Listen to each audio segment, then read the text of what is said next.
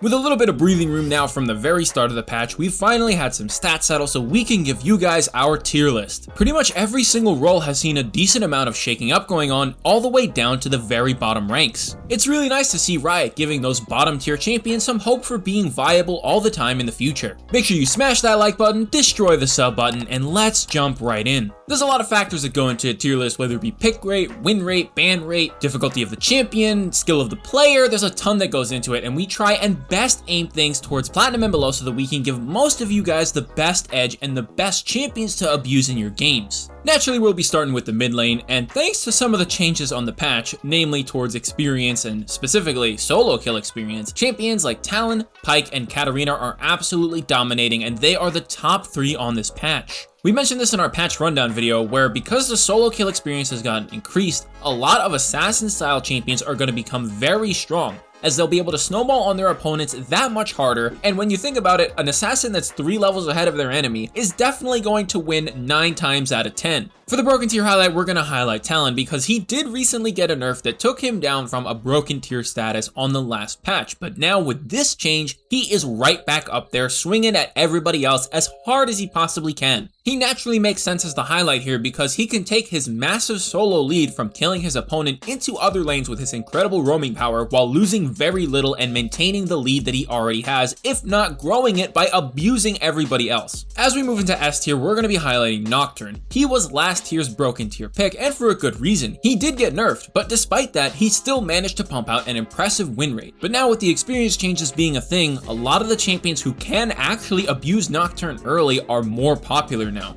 And because of that, he is suffering. Just as an example, there really is no good way for a Nocturne to deal with Talon in the early levels. He doesn't get to play the way that he wants to, and because of that, his level 6 spike will often suffer, especially since he just naturally loses in a 1v1 anyways. But there's still plenty of other tiers that Nocturne can rule over, and that's why when we move into A tier, we're going to highlight Zoe. Zoe's an interesting champion. If you manage to land the right skill shots and maybe just have a little bit of luck with your bubbles, you will be able to absolutely dominate a lane in the early levels. And because of that, she has the potential to take advantage of the solo kill experience changes and really start ripping games apart. Even if a Zoe is just a teeny tiny bit fed, that means that one of your carries on your team is probably going bye-bye the next time she farts over a wall. That kind of pressure can be really hard to deal with, especially if you don't have any real tanks. But champions like Talon or Nocturne who can actually stand toe-to-toe with Zoe 100% of the time in the early game really give her a rough time and stop her from setting those plans in motion. Moving downwards once again into B tier now, we are going to highlight Tristana, and this is because of the buffs that she got on this patch combined with the solo kill experience changes. She is a champion who can very reliably kill somebody at level 2, and if not at level 2, then definitely level 3. Thanks to the increased damage, she now wins some matchups that she used to lose before, and because of that, she has a wider range of champions that she can abuse in the early game and never allowed to actually play the game. While it does require some decent knowledge about Tristana in the first place, as well as when to all-in your opponent and how exactly to set them up for failure, the pure raw strength of everything else that's on the table is enough to keep her in the B tier and not sink any lower. And while we're on the topic of sinking lower, when we move into C tier, let's talk about why we didn't move Varus down to D tier. He did get a pretty significant nerf to his ulti cooldown, and naturally this makes Varus a lot weaker, as he cannot engage and he cannot peel himself anywhere near as often. Despite that, when you are playing Varus mid, you usually aren't too worried about having your ultimate in the first place. You are playing in the shortest lane in the game, and this offers you a lot of safety. On top of that, you almost always build lethality as Varus mid. If you aren't, you must be in a very rare case, and because of that, you will have more cooldown reduction and not have to worry about a full 20 seconds of cooldown difference. It's gonna be less than that. And now, as is tradition, for the D tier, we're gonna be looking at Akali, check that win rate, and then move on with our lives because nothing has changed with her at all. And actually, I take that back, it somehow looks like it's actually gotten worse moving on to this patch. And while you're avoiding champions like Akali and trying to learn new good ones like Pyke, Talon, and Katarina who are at the top right now, I highly recommend you check out our website, GameLeap.com. We don't just have champion guides, we have guides done by challenger level players who know exactly exactly what they're talking about on all of the champions that they're teaching. And beyond that, every guide of every type, whether it be macro, lane specific things, micro tips for a certain champion, or ways to practice and improve, are all done by challenger level players. We're here to give you guys the best edge that we possibly can in order to help you guys win your games and improve. Make sure you check us out to get on the right path to improving. And now that you're on that path, you're gonna find that it leads you straight to the top side section of our tier list. For top lane, our broken tier consists of Kled and Wukong, and we are going to highlight Kled here. We've already talked about Wukong before, you know, monkey with stick, spin twice, go brrr, you know, that it's really easy to play the champion, it's not that difficult, and he's able to smash a lot of matchups. However, Kled is going toe for toe in terms of performance with him. Not only is he doing just as well, but he also doesn't have over 30% worth of ban rate, which means that you can actually play the champion in your game. Kled is an amazing champion for scrapping who has the ability to remount after jumping off his Scarl in basically any fight as long as he plays it right. And on this patch, at this moment, it doesn't seem like making that right play is that difficult for him at all, considering that he's blasting beyond a 53% win rate. Kled's the type of champion to think that a sword and a gun are just about the best things that you can bring to a fight, and the only thing better would be a sword with a gun on it. I mean, hey, if it works, I guess it just works, you know? But enough about the ridiculous cavalier rat thing, let's talk about our S tier highlight, and this time we're going to be talking about Maokai. Maokai is a tank who has an absolutely absurd amount of CC. He has one in his Q, his W, his E, and his R. The only thing he really needs is for his passive to root somebody in place whenever he auto attacks them. Then he would just have a CC on every ability, and he would become Exodia. But with the CC already available to him, Maokai has a really easy time preventing people from getting on top of him and killing him. And because of this incredible safety in lane, he can often very easily scale up and go towards the later stages of the game where his engage and ability as a tank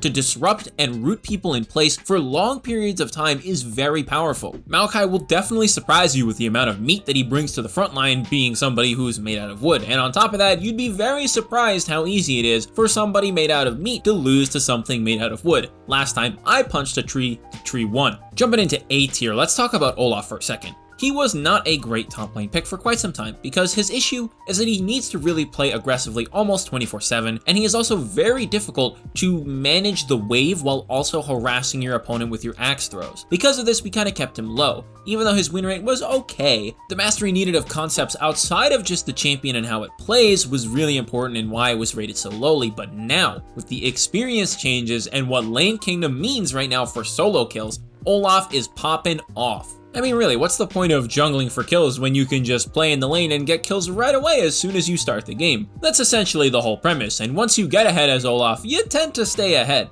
Taking a little hop skip jump into the B tier, let's highlight Set. Set was one of those champions who was really powerful on release, and Riot didn't seem to understand how to nerf them going forward. Because of repeat nerfs, he finds himself in the B tier despite being a broken tier and even an S tier champion for quite some time. He'll still do okay, but okay isn't okay for the big boss, if you know what I mean. He also definitely struggles against champions who build lifesteal in lane, and right now, that's kind of the meta, with many champions rushing items like Blade of the Ruined King or even Death Dance, and really not giving him the opportunity to flex his health regen and shielding on them. Transforming down into the C tier, our highlight here is going to be Jace. While he definitely isn't performing well, he is only a small bit away from being great. Jace is a ranged champion who has the ability to go melee and also has more abilities than pretty much any other champion in the game thanks to how his transformation works with his Mercury Hammer and Mercury Cannon. Because of this, even just a little bit of added power into his kit or any of the items that he likes to buy really has a profound impact on him. If any single one of his abilities or items or runes that he likes to take gets buffed in the future, you should be watching out for this guy. And because Jace actually moved up from D tier into C tier, now the only D tier left is Akali, and so of course naturally again we must once again highlight her and show you that right now she's definitely not the greatest champion to play. And now that we have finished our detour through the top lane, we can navigate through the rivers and into the jungle and talk about the Bush Boys. Jungle actually sees a pretty substantial shaking up right now, with broken tier being Rengar and Ivern. If you happen to miss our last video, we went over why junglers like this would be really powerful, but to sum it all up in a few words,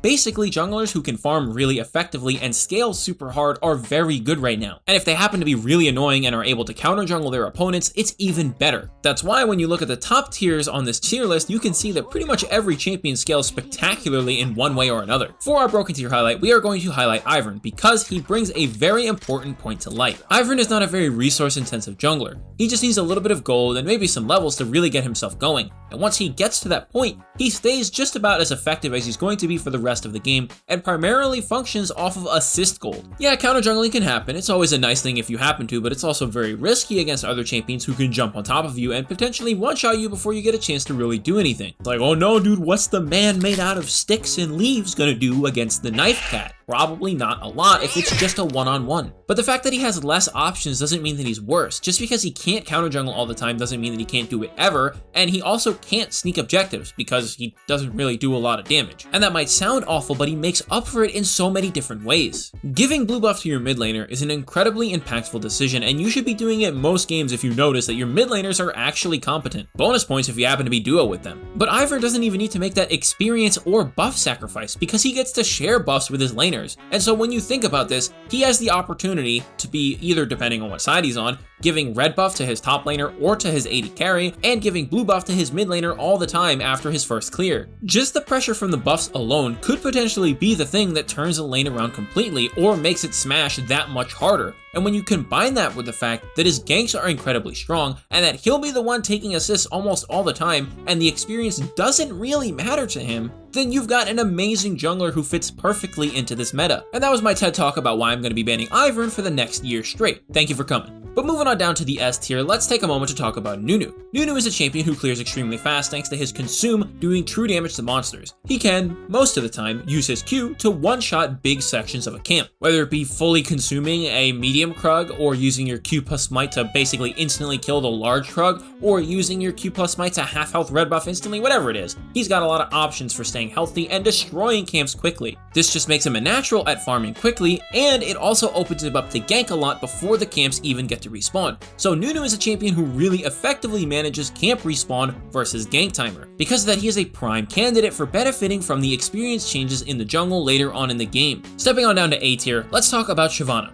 She was an S tier champion previously, and even before that, basically broken tier. It was borderline and we took the call and said no, but still, it's very, very close. While she is a champion that farms very quickly and one that's pretty good at fighting most of the time, the issue is that she's completely gated around her ultimate, and while she does scale really well into the late game, it can be difficult for her to get to the point where she's stronger than her opponents in the first place unless something happens to go spectacularly well for her. Shyvanas really like to be in control of the game so that they can take dragons and take full advantage of their passive. With the meta the way that it is on this patch, it's going to be very difficult for her to do that reliably every single game, and that's why she's going to have a rougher time and has been having a rougher time as the patch progresses. In a similar vein now, we're going to step down into the B tier and talk about Fiddlesticks. On release of the rework, Fiddlesticks was doing abysmally, but thanks to a hotfix and a little bit of time for people to get more familiar with him, he's actually doing pretty well. The main problem with Fiddlesticks is that a lot of the items that he has to buy or feels like he has to buy don't really give him cooldown reduction, and it's very difficult for him to play the game if he doesn't have his ultimate. He has no gap closer, his range is relatively low, his sustain can often be outmatched by most people's burst, especially other junglers, think like Nidalee, Echo, Lee Sin, Elise, all those people, and even further beyond that,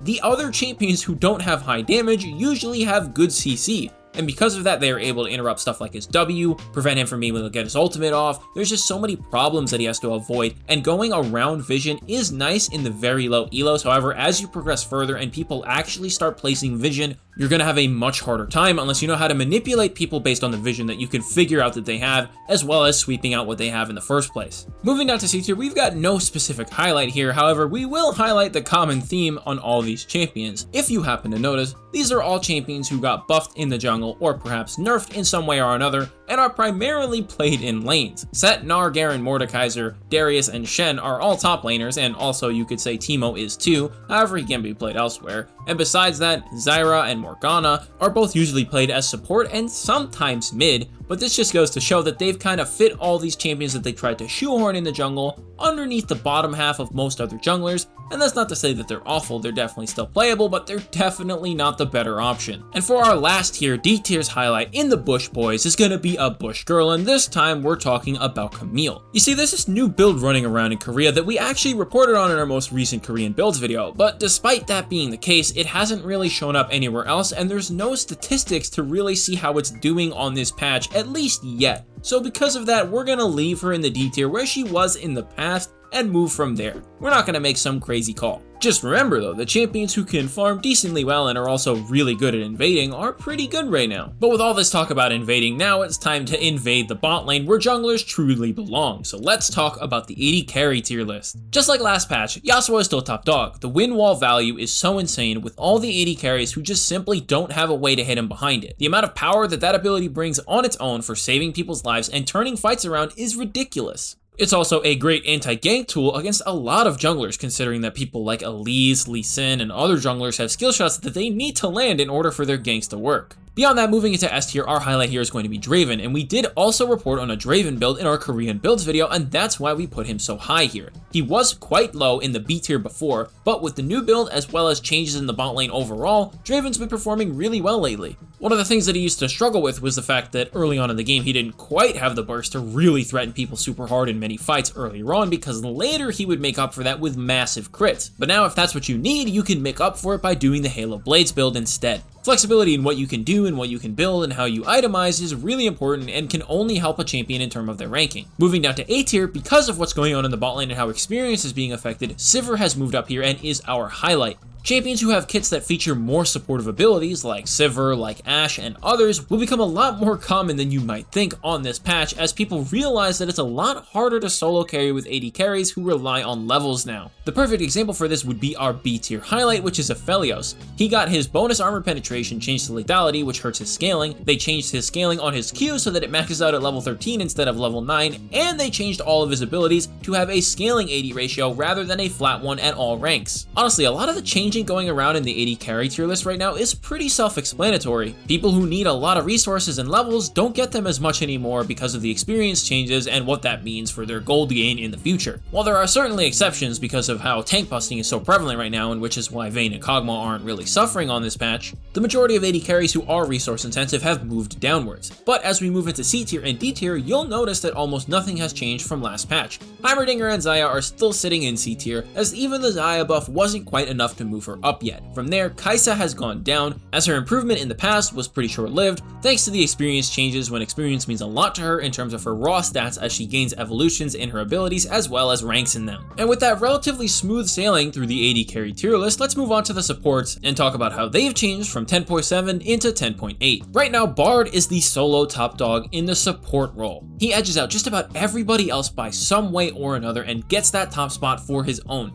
He has incredible CC, one that is almost unmitigatable, as well as healing and mobility for both him and his allies, which can also be used to psych out his opponents. With so many tools in the tool belt, it's no surprise that Bard has the potential to take over a meta like this. Moving down from broken tier though into S tier, let's talk about Nami. The reason why Nami is doing not so hot on this patch compared to last one is due to all the burst that's being itemized by other AD carries or just other champions in general. That whole Draven build is all about burst. And when you've also got bursty or really CC heavy junglers who are very good against the no mobility Nami, you could kind of see why she struggled a little bit and is definitely performing less amazing. From there, one more step down, we will talk about Sona, and that's because she is directly suffering from the same issue as Nami. Even though Sona has more movement speed, there are a lot of champions who are gearing up for burst or who are getting popular that do a lot of burst in the first place. And Sona also has the same weakness in that she doesn't really have any answers to any CC. If a Zac dives on top of a Sona, she doesn't really have a choice other than to join him in the air when he casts less bounce. And I mean, if there's a Rengar ulting, he probably just one-shots the Sona before she can do anything. Moving a single pixel down into the right, we're going to come into the B tier, and that's because the average tier for the supports is actually quite high. Most supports are not bad right now, and they're all playable. There isn't really one particular pick that suffocates an entire class of other champions right now. While there certainly are still counter picks, like picking Blitzcrank into a Leona is definitely not a great idea, that's not really that common. That's why our B tier highlight is going to be Morgana, as she is a champion who can nullify the effects of many others solely by using her black shield. The amount of value that that ability gives is ridiculous and can easily turn an AD carry, or any carry in general, into an unstoppable machine. And now let's talk about the very loosely populated C and D tier, starting with the C tier. Rakan is a good mention, as he is a very powerful engager, and when he has a lead, feels very oppressive. The issue is getting that lead. If you aren't playing with a strong AD carry or somebody that you know has great synergy with Rakan, like say Yasuo, who really has a good time because unstoppable knockups are really nice for him, you might notice that you have some issues and your mid game might suffer because of that. That being said, if early on, before you get your ultimate, you can find some good engages, some nice W's, some good poke with your Q and heal through the lane, you should be doing just fine on him, but don't expect your impact to be absolutely insane. And then now, as we move into the D tier, unlike all the other patches where we've highlighted Tahm Kench because he is the only D tier support, this time we've got two others, and out of Fiddlesticks and Set, we are going to highlight Set. Omnistone Set support has been seeming to catch on, and you need to be careful when you're playing this. It's not a simple thing, and a lot of the time, you can't just go in when you want. You need to be choosing when you're going in with the right runes, and you need to adapt to every single situation that comes by in your lane and out of it. It would take a lot of time to go over every single rune when it's useful and why you should be using it when it's in your Omnistone rotation, but instead, let's just give a few examples of generic situations. If you notice that your opponent is playing really far back in the lane, but they have somebody who's playing kind of up and you might be able to ulti them on top of them, then you can use your resources, whether it be your flash or a hex flash, to get in range when your ulti is up. But beyond that, rune-wise, you need to make a choice. If they happen to have flash, you'll need to be careful and choose when you have phase rush or some other defensive rune to go in with, because if they happen to use that flash to kite you in a really important way, that can completely change the scale of the fight and you might be caught out in a really bad position. Something like Aftershock or phase rush or even Guardian can really help you out in this scenario. We're not going to talk for 2 minutes on those sort of examples, so for now, just think about that and research what you need in the future and think ahead when you're playing him if you're going to play Set support. And with that is all of our tier list for every single lane on patch 10.8. To find more information on the champions that we've covered in this video, as well as guides and tips and tricks on not just them, but also macro and other general things in the game that you need to take advantage of in order to make sure that you're improving and winning, make sure you go check out our website, GameLeap.com. It's really simple and easy to use, as are the guides. Everything is done by challenger level players who know exactly what they're talking about, and they put their best foot forward to try and teach you guys exactly what you need to know. And if after everything you still have more questions, then we're always releasing more content, and we very well might release a video on exactly what you're looking for. If you made it this far, thanks for watching the whole video. What do you guys think of the tier list? Is there anybody outlying that we forgot to move? Maybe somebody's in the wrong place? Make sure you let us know in the comments, that way we can improve the tier list as we go forward. This patch was a spicy one, and honestly there's a lot of champions that moved up and down. Just taking a quick peek at the AD carry and support list that I have pulled up right now, there's 22 champions that moved either up or down in just those two roles. That's a lot. But anyways, as always, my name is Ace Windstorm, and I will see you all later.